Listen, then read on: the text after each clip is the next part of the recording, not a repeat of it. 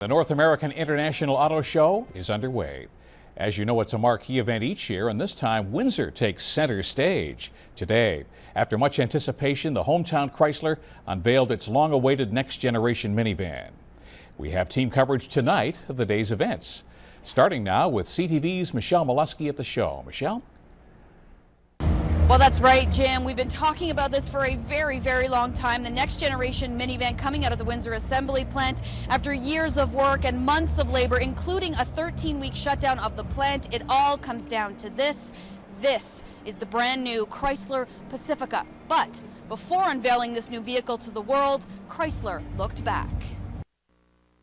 There's one vehicle that was designed to serve simply as a stage, a place where the passengers create all the memories themselves. I'm talking about a segment invented by Chrysler more than 30 years ago. And with that, Fiat Chrysler Automobiles paid homage to the first minivan launched back in 1984. We've launched 78 minivan firsts. Today, with our 2017 introduction, we're adding 37 new innovations to that list. And a new name for the van, but not for the company. This is the 2017 Chrysler Pacifica. The Pacifica will replace the Chrysler Town & Country.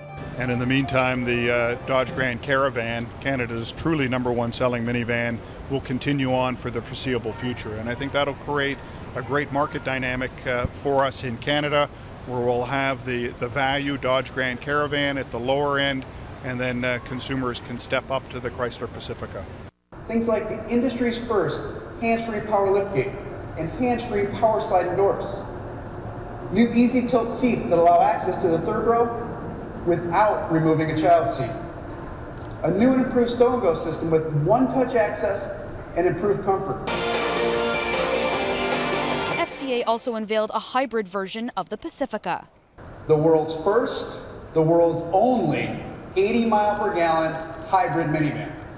It cost FCA more than $2 billion to prep Windsor Assembly for the new minivan.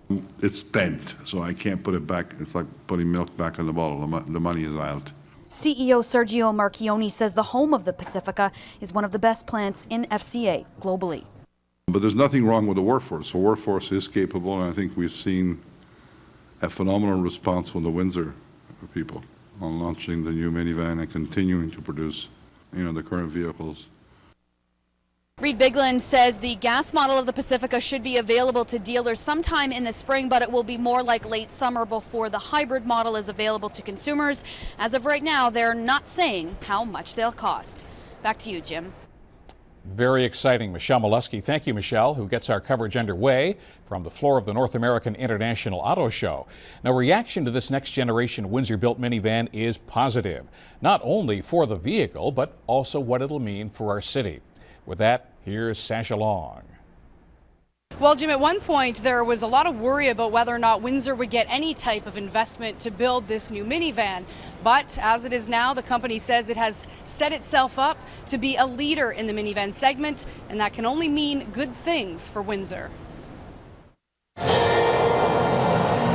So there it is. I'm excited, I'm elated, I'm anxious. I'm all of those things because as you can see, it's a beautiful vehicle. It's been a long year, but today relief for CAW Local 444 President Dino Chiodo, who sat in the front row to watch the unveiling of the all-new Pacifica.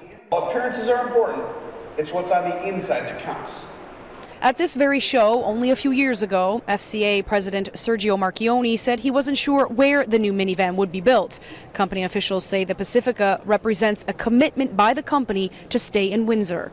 The men and women at the Windsor assembly plant do a tremendous job, and that was a real asset with respect to when we decided where we should industrialize the new minivan.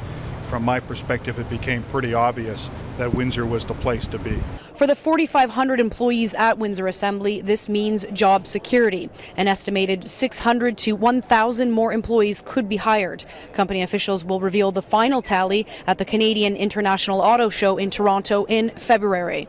Full production hasn't started of this particular vehicle, although they do have vehicles that are running regularly just to make sure that the fit, finish, the trim all comes into play and works properly. But full production hasn't happened yet, and I'm not sure the exact target lines, but we're getting closer to it every day. I do think that they're going to build enough of these to keep all 3 shifts going.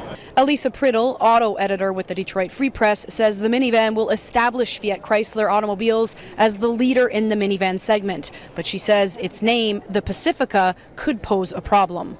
People are going to associate it with the crossover that they discontinued years ago. If you do a Google search on Pacifica, you're going to find stats on a vehicle from 2008, which might cause some problems. Sergio Marchioni defends the use of the name Pacifica, saying he's excited to introduce a new name to consumers. It has got good market vibes. It was in market for 5 years. I've been reminded of that this morning, but it wasn't out there long enough to do damage to the brand, and I think it's still remembered. And people who drove one liked it.